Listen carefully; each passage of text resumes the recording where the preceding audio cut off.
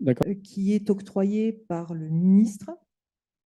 Et il faut également une autorisation environnementale. Avec un titre minier, on ne peut pas faire de travaux.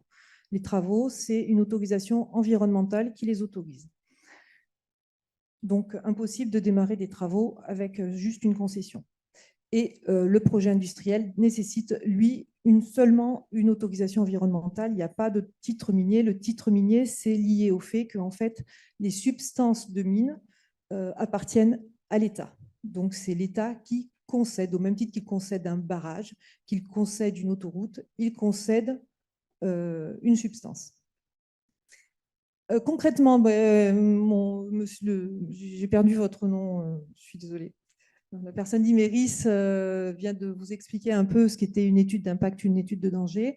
Lorsqu'un industriel, une entreprise minière souhaite créer ou même modifier ou arrêter son projet, elle va déposer une demande d'autorisation. Cette demande d'autorisation, il y a tout un tas de documents administratifs qui sont requis, mais la pièce principale, celle qui va nous intéresser le plus, c'est l'étude d'impact et c'est l'étude de danger. Le service instructeur, donc dans le cadre du projet Émilie, ce sera l'ADREAL. Le service instructeur consulte tout d'abord l'autorité environnementale, qui est une autorité indépendante. Autrement dit, l'instruction se fait pour le compte du préfet. L'autorité environnementale est une autorité indépendante du préfet qui va rendre un avis sur la qualité des études notamment. Voilà. Et donc, dans le cas qui nous concerne, l'autorité environnementale sera la formation spécifique d'autorité environnementale de l'IGDD. Voilà. Donc là, Adréal va également... Est-ce que vous pouvez expliquer IGDD, du coup Inspection générale du développement durable,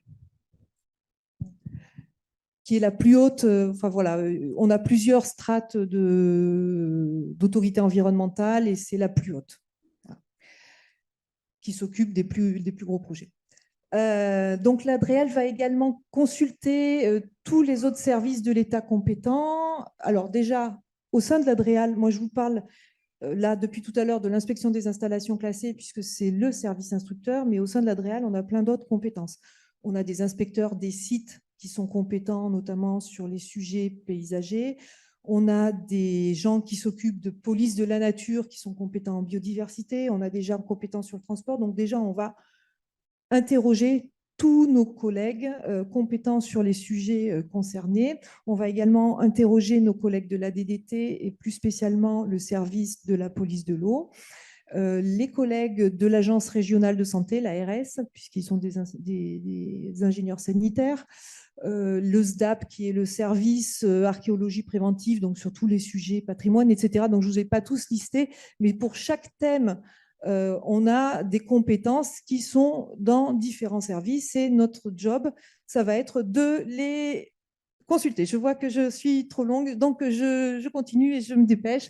On a des compétences donc locales, mais on a également des compétences régionales, des compétences nationales. On peut interroger nos collègues à Paris. Et puis, régulièrement, on a des groupes de travail entre pairs, entre différentes régions, ce qui permet d'échanger, se dire, bah, moi, j'ai ce cas-là, voilà, comment ça se passe chez toi? Et voilà, et ça nous permet d'être plus compétents. On a également la possibilité sur des sujets où vraiment on cale, on ne sait pas, et ben on fait appel à des tiers experts qui sont financés par le porteur de projet. C'est donc assez frais. Et donc, on va demander une tierce expertise là où on n'est pas tout à fait sûr que l'étude qui nous a été apportée soit bonne. Également, les conseils municipaux sont consultés et le public est consulté dans le cadre de l'enquête publique. Donc, évidemment, on apprécie la qualité de l'étude et également l'impact l'acceptabilité des impacts résiduels. Je vais changer de diapo. Alors, concrètement, à la fin, on obtient quoi? On obtient, une fois que cette acceptabilité a été identifiée, je vais y revenir un petit peu plus en détail après, nous avons deux solutions. Soit nous jugeons avec l'ensemble, alors ce n'est pas une personne toute seule qui juge, on est bien d'accord, c'est un ensemble de compétences qui sont réunies et c'est un ensemble de gens qui vont avoir des avis sur un dossier et l'ADREAL va être là pour en faire la synthèse. Donc, soit on estime que les impacts sont inacceptables. Oui, ce que j'ai oublié de dire, c'est que si on a des doutes aussi, on peut demander des compléments au porteur de projet. Soit les impacts sont inacceptables et nous proposons, nous, services instructeurs, au préfet, à la préfète, un arrêté préfectoral de refus. Donc voilà, là on arrive à un refus, il ne se passe rien. Enfin, il ne se passe rien, il n'y aura pas de travaux. Soit on estime que les mesures qui sont mises en place par le porteur de projet permettent de rendre le projet acceptable pour les personnes et pour l'environnement. Dans ce cas-là, on propose au préfet un arrêté qui autorise, mais pas que, qui autorise et qui prescrit, qui liste, qui dit voilà, alors c'est soit sous forme d'obligation de moyens, soit sous forme d'obligation de résultat. Je vous donne un exemple d'obligation de résultat. C'est dans l'eau qui sortira de l'usine, la concentration en lithium, elle ne devra pas dépasser tant de microgrammes par litre. Une obligation de moyens, ça peut être par exemple sur là où on a des risques accidentels, eh bien, vous devez avoir des murs coupe-feu qui tiendront tant d'heures en cas d'incendie. L'arrêté préfectoral est rédigé sur la base du dossier de l'industriel qui doit prendre en compte tous les enjeux et surtout justifier les mesures qu'il met en place. C'est pas juste je vais faire ci, je vais faire ça, c'est je vais faire ci parce que. Et j'ai étudié d'autres options et voilà ce qui est le plus acceptable. Je vous donne quelques critères d'acceptabilité puisque la question a été posée. Alors évidemment, là, on n'a pas de dossier sur lequel on peut parler. C'est un peu difficile, mais je vous donne un exemple dans le cadre d'un risque sanitaire. Par exemple, sur des sols pollués, on a deux grandeurs qu'on étudie, qui sont le coefficient de danger et l'excès de risque individuel. Voilà, on sait que si notre coefficient de danger il est inférieur à 1, on est bon. Donc, on n'acceptera pas de dossier où il y aurait un coefficient de danger supérieur à 1. Et notre excès de risque individuel, il doit être inférieur à un risque sur 10 000.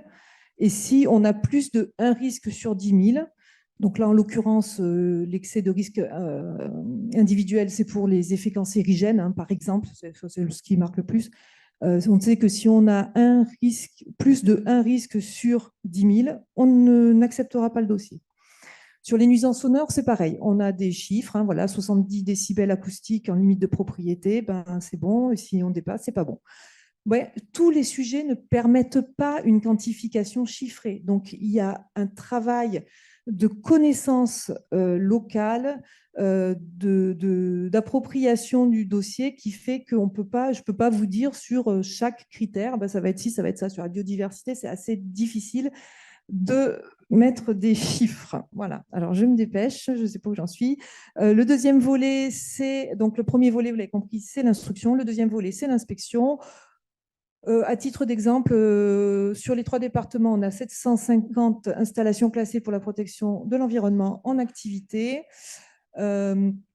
Et sur l'année 2023, 430 inspections ont été réalisées.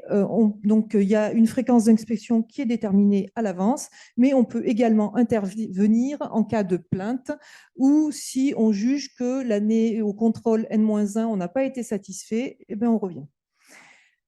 Possibilité de sanctions administratives, on en a proposé 38 en 2023. La question a été posée de quelle influence de la participation du public sur les décisions. Eh ben, les contributions du public, elles sont d'autant mieux prises en compte qu'elles sont claires, qu'elles sont précises, clairement exprimées, étayées et en lien avec le sujet. Malheureusement, on a souvent des participations du public qui se bornent à dire je suis contre le projet. Voilà. Nous, avec ça, malheureusement, on ne peut pas faire grand-chose. Par contre, quelqu'un qui nous dit ben voilà, moi j'ai un puits, je m'alimente, ma maison s'alimente avec de l'eau de ce puits il n'est pas référencé, il n'a pas été pris en compte dans l'étude d'impact, donc je crains pour la qualité de mon eau. Là, nous, on peut prendre ça en compte parce que nous, on peut dire au porteur de projet, ben voilà, dans votre étude, il y avait un puits, vous ne l'avez pas vu, et ben maintenant, vous allez faire en sorte que la qualité de l'eau qui sera dans ce puits, elle ne soit pas dégradée. Ça, c'est des choses tangibles. Par contre, non, le projet n'est pas bon, ça, ce ne sont pas des éléments qui peuvent nous faire avancer. Et le but de l'enquête publique, c'est vraiment de faire avancer les choses. Et donc là, nous, on a besoin de votre contribution étayée, justifiée pour pouvoir nous en servir. Je passe, ça va être trop. Voilà. Alors, travail en transparence, tous les arrêtés sont consultables en ligne, nos rapports d'inspection sont consultables et également les rapports qui permettent au préfet de prendre sa décision d'autorisation ou de refus. Voilà. Donc, on y paye. Bon. Bon, alors oui, non, si, c'était juste. Il y a peut-être des personnes parmi vous, alors j'ai l'impression que la plupart des gens sont bien éclairés, mais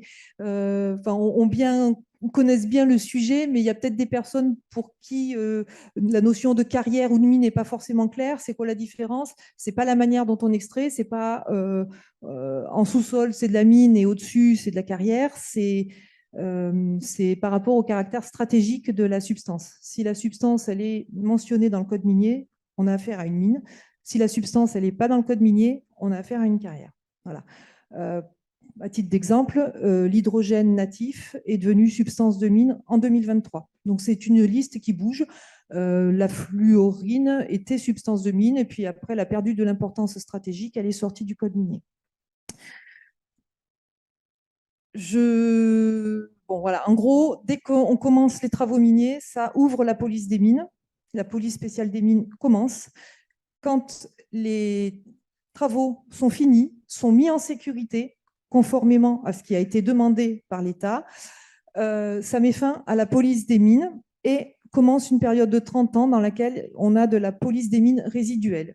Donc pendant ces 30 ans, l'État a la possibilité de revenir et faire exiger des choses de la part de l'industriel, mais pas des choses nouvelles. C'est-à-dire que s'il y a eu des nouveautés qui avaient été cachées ou des choses comme ça, on peut revenir, ou des aggravations de choses anciennes, mais par contre, on ne vient pas remodifier tout ce qui avait été fait au départ.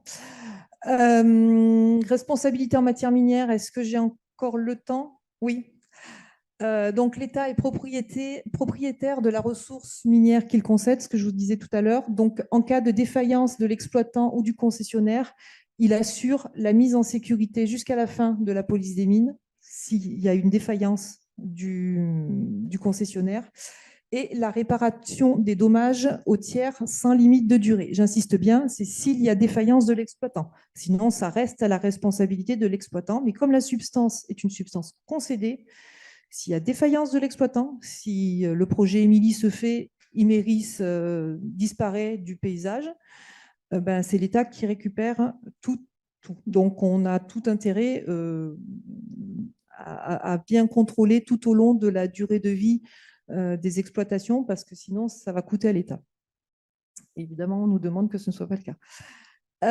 Après la fin de la police des mines, alors, du temps de la police des mines, la commune n'a pas de responsabilité. À la fin de la police des mines, les objets miniers deviennent des objets de droit commun et donc ça revient à la commune. S'il y a d'éventuels risques résiduels de mouvements de terrain, ils sont pris en compte dans les documents d'urbanisme. Le concessionnaire, donc je l'ai dit, c'est lui qui assure la bonne utilisation du gisement, hein, pour en donner le meilleur bénéfice à la nation, qui assure la mise en sécurité et la réparation